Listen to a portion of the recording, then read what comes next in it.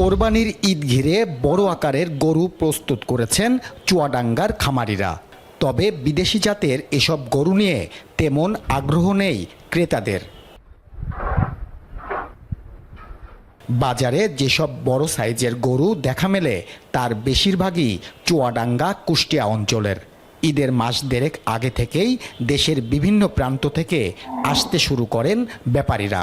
ছোট মাঝারি গরুর পাশাপাশি বড় গরুর প্রতিও থাকে বাড়তি আকর্ষণ।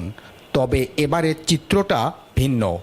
বড় গরুর ডিমান্ড কম, কিন্তু তুলনামূলক খরচ বেশি, সেই তুলনায় আমরা বাজার যাতে বিক্রি করতে পারছি না। আর একটা বড় গরু আছে, ভালো শিল্পপতি ছাড়া তো কুরবানি দিতে পারে না। ঢাকা নিয়ে বেচা কেনা করতে পারবো কিনা এটা তো আমাকে আছে, আমরা বিশ্বাস পাইতেছি না। যে বড় বড় গরু নিয়ে আমাকে লোকসান হয়ে ঘুরে আসা লাগবে। এক মাস আগে থেকেই গরু বেচা কিনা শেষ হয়ে যেত, কিন্তু এইবার তো আর সেই রকম পাইকারিরাও আসছে না, এখনো ঢাকায়ও তুলতে পারেনি, আর একটা গরু বিক্রি হয় না।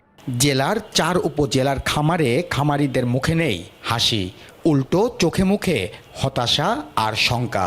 তারা বলছেন গরু বিক্রি না হলে বড় লোকসানে পড়তে হবে তাদের। কমার্শিয়াল খামারি যারা আছে গ্রামগঞ্জে 8-10 টাকা গরু পালে, তারা কেউই বড় গরু বেচতে পারেনি। সবচেয়ে বড় কথা হচ্ছে যদি এই অবস্থায় থাকে তাহলে আগামী বছরের ভিতরে 50% খামার বাংলাদেশ থেকে উধাও হয়ে যাবে।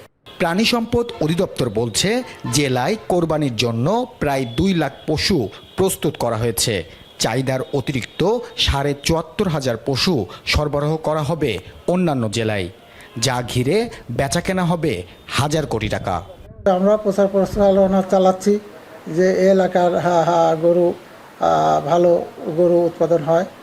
আর মূলত খামারিদের যেহেতু আমাদের ছোট গরুর চাহিদাটা বেশি, ছোট গরুর দিকে ঝুঁকতে হবে বেশি, খুব বেশি বড় গরুর দিকে ঝোঁকা যাবে না, এই পরামর্শটা আমরা খামারিদের দিচ্ছি।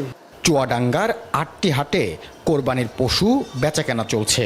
পশু বিক্রি হচ্ছে বিভিন্ন অনলাইন প্ল্যাটফর্মেও। অনিক চক্রবর্তী, এখন চুয়াডাঙ্গা।